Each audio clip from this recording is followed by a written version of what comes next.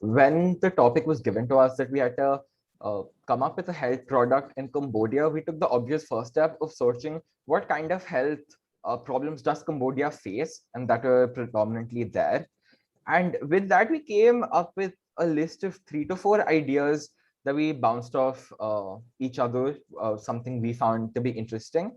And on the basis of that, we finally narrowed down to malnutrition being a really major thing, and a sort of instant noodle packet that was very nutritional, that combined a lot of superfood properties, but was also very accessible to the rural population that faced the brunt of this problem, was the solution that we mainly focused on.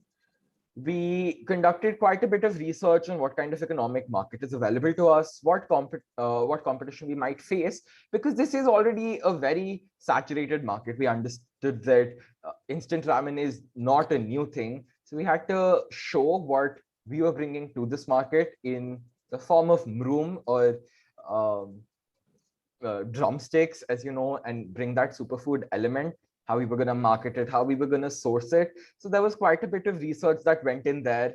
We did our own reading, and then finally getting everything down on paper. So that was a little bit about Mroom Kaboom. And while coming up with the name, I found this to be probably the most challenging part, because it's difficult to come up with an interesting name for an instant ramen noodle company, which is not Maggie. The language that the Cambodians speak, Khmer, came in very in handy for us, because they call drumsticks as mroom, and mroom kaboom seemed like the best way to go from there. Yeah. So what we were doing is we were both on call and we were both frantically going on Google Translate and typing in words from English to Khmer. And then we found mroom as moringa in Khmer, which is our principal superfood element. And then I suddenly shouted out kaboom and it kind of stuck. So our product's name was mroom kaboom. As for the entire process itself, I think Aryan mentioned a lot about how we had to read a lot of surveys, a lot of economic reports, and really dive deep into the Cambodian market, more specifically the rural Cambodian market in terms of their purchasing patterns, their purchasing power, all of that. So that took quite a bit of research, and it was a little hard to find statistics or data to back our work up, because Cambodia is a very small country. The rural population also, there's very little information on them. So we really kind of had to dig deep. And another thing, specifically for our distribution and placement strategy, we researched a lot. We found specific container ports on the Sihanoukville port and the Vietnam ports that we were going to potentially rent if we were to actually make Mroom Kaboom. So that was a very time-consuming process. Those were most of our challenges. As for our learnings, I would say we learned a lot about international trade. We had to learn about what FMCG certification was, what are the kind of legal measures you need to introduce a product. And we also learned a lot about Cambodia as a country, because we obviously wanted to create a product that would cater to the Cambodian market and sell over there. So that kind of gave us an appreciation for their culture and their way of living. And we are very, very excited to be national finalists this year. And yes, we look forward to the Asia Pacific. Our product, New Gen Life, is by Manya and I. So our analysis started from where I got my periods 4 years ago, and then I realized that I did not have the inclination nor the energy to do anything because of my severe cramps and irritation. This was the trigger point of our New Gen Life. So we thought, and millions of women out there face similar agony and challenging issues like anemia, inability to conceive. So after a lot of analysis and research, our heart went out to the women of Cambodia who were suffering from these problems, and that's how we thought of our product. We researched about the problems that women in Cambodia face, and then we realized that there are a lot of problems like sexual and reproductive health concerns. So we decided to make a product that is unique, and it's a nutritional bar that has nutrients that help the women of Cambodia solve these problems. Once the orientation day was over and we were told like, okay, so you're supposed to do you're supposed to make a product of for a Cambodia market. Then we research about what is Cambodia, what is the geographical conditions there, what are the problems faced by people there. So we realized that one of the most major problems which are faced in Cambodia are women related problems. So there, then we thought like, okay, fine. So if it's there, so how can we improve it? So we went on search and then researched about, what are the this nutrients or natural ingredients that can help women resolve these kinds of problems. And we researched about the different ingredients that we could use in our bars, and we found nutritional ingredients like ginger, which have fiber and protein and help in diseases like anemia and black cohosh, and yeah, those are and herbs. Few challenges were like I think the time constraint, because like on the last 5 days you were literally screwed, like how exactly do we present, and then how to go about our PPT, how much should be there, and then related to our product was like, fine, we get the ingredients, so what would be the import and exporting cost, measuring that, financials. And then we sat with some of our economics, accounts, and commerce teachers, and we asked them, okay, to explain these kinds of concepts to us, so then we can accordingly work to our financials. So yeah, this is how we did. And then another problem we also face, that many people might not be aware of the unique ingredients in our bars. So we overcame that by the advertising and promotion part. So Manya and I have been friends since sixth grade, the day I joined the school. So last competition also we were together. We were like, I'll draft some points. She can elaborate on that. Then she can give me some strategies, and I can give her. So accordingly, we work. Some of her plus points and my plus points combine us to be like a proper perfect team. So two imperfects make the one perfect team, I guess. It was a really good experience to work with Gia, and we both used our strengths to make the presentation a success. We had to research about Cambodia, which is going to be our target market.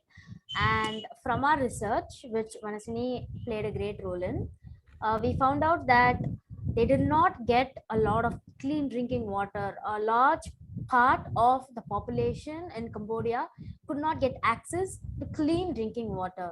So we wanted to change that, but we also wanted to take into consideration that a majority of the population in Cambodia was below the poverty line. And so we innovated a very cost-friendly and economic way of giving them what they need, just clean drinking water. And this also sort of pays homage to where we come from, indigenous product used by our own community. So we're giving them a cost-friendly and eco-friendly option while staying true to our own roots as well. This nut was actually very, our parents, both of us, were very familiar with the usage of this nut, and it had been used traditionally in their houses for the purpose of purification. And we got together after we saw that we could use both of our individual ideas really well to make a very compact and well-planned business plan. And yeah, Manasini?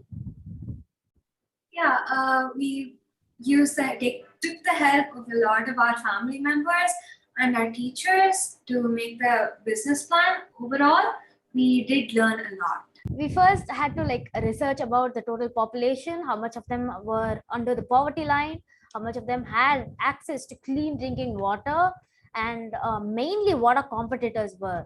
Were there any huge products that were sold in Cambodia that could be our main competitors, purification ROs or aquaguards, etc. And we had to take all this into consideration, as well as the cost effectiveness and eco-friendliness of our product, since those two were our main USPs. So we decided to split the work amongst ourselves. So out of the 9 targets that we were given, we did one together and we split the rest in half so that each of us would have equal contribution to the project. So she did the first half and I did the latter half. And I felt that that really played to our strengths because we chose what we wanted to do and we executed that to the best of our ability. Also, Manaswini was our key financial planner. She was the one who made the entire financial chart, while I was more of a core planner, as in I knew the different tidbits and the environmentally useful as well as important information about the product. First of all, we had to learn a lot about the Cambodian market, and just choosing a product to sell was one of the biggest challenges that we faced. We actually had to meet a couple of times before we decided on the product, and then the cost, price, decisions, the financials were a big challenge for me. Going over what Manasvi said, the meeting times were huge. We had to meet a lot of times. So, and we often went from a meeting feeling even more indecisive than before, which actually led to our spirits being a lot more down.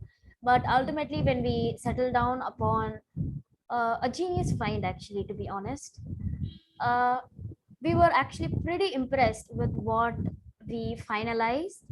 And one more challenge was that we had to learn also about our product. It was not a product that was used in common households. It was kind of a very traditional product. So we had to learn about it. We had to learn about its symptoms, any side effects, if there was no side effects, and any other different properties that could cause a disadvantage in a product. Experience was actually really surprising, since I didn't know that I was a team player at all. So I got to know about how to use my partner's strengths as well as my strengths together to achieve some sort of fixed goal.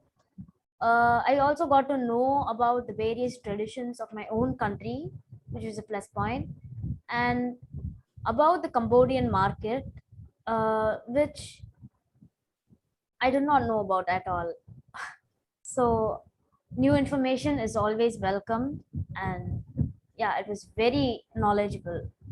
Actually, I really want to thank TCAF because for putting us into groups, because this made the work lighter. Instead of like having one person to do all the work, splitting the work between the two of us made it lighter. And I actually learned a lot about Harshita and myself throughout the entire thing. So you get to know about practical knowledge as well as your partner. So that's like 2 mangoes with 1 stone. First learned about the Cambodian market, it was most important, as in like I could off the top of my brain, I could talk about how the Cambodian market affects the world, how the Cambodian market is affected, etc. I also learned about a lot of the traditions in India, all of the hidden gems, you could say, that were not used to their ultimate strength. If they could be used, they could provide a lot of relief in a lot of areas or problems. And I also learned that sometimes those irrational fears that claw at you and tell you that this just may be too big for you, yeah, completely disregard those figures. Yeah, those fears, they don't mean a lot when you've actually achieved something. I learned that this is more of a personal reflection than quality learning. I learned that I am really interested in finance and might pursue a career later in that. And I also learned that teamwork does make dream work, and I learned how to adjust with people. That compromise might actually be the better solution.